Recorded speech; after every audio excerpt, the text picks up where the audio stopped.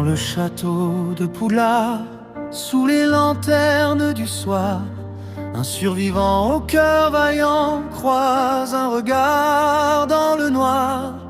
Une fille l'a vu passer, elle a senti battre son cœur. Et sans trouver les mots, elle a gardé cette lueur. Ginny Weasley fait les 100 pas dans la salle commune. Harry Potter réfléchit, la tête pleine de la lune.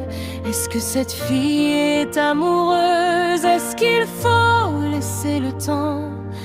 Alors elle attend, le souffle court, le regard brûlant. Et le couple se forme au prince de sang mêlé. Ginny a paniqué, mais elle l'a embrassé. Sans rien demander, au milieu des années d'enfance,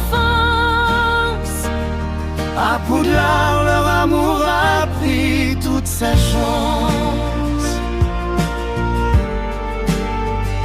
Alors qu'ils sont encore enfants, perdus dans les couloirs, entre les cours, les sortilèges et les secrets du soir, ils se cherchent du regard, ils se frôlent sans trop parler.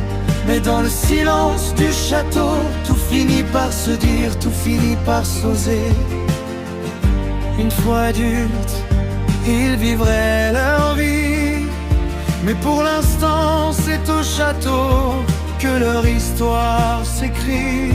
malheureusement, ils ne sont pas encore là, au bout du chemin, mais leur amour, lui, ne doute pas.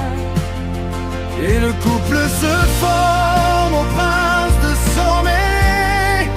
Ginny a paniqué, mais elle l'a embrassé. Sans rien demander, au milieu des années d'enfance, à Poudlard, leur amour a pris toute sa chance. À la fin, ils se marient pour avoir une petite famille. 3 enfants dans la maison, 3 rires qui brillent. Le jour de leurs 11 ans, ils reviennent à Poudlard. Le cœur plein d'étincelles, les poches pleines d'espoir. McGonagall, avec sa gentillesse et son grand cœur, les a pris sous son aile, les a gardés en douceur.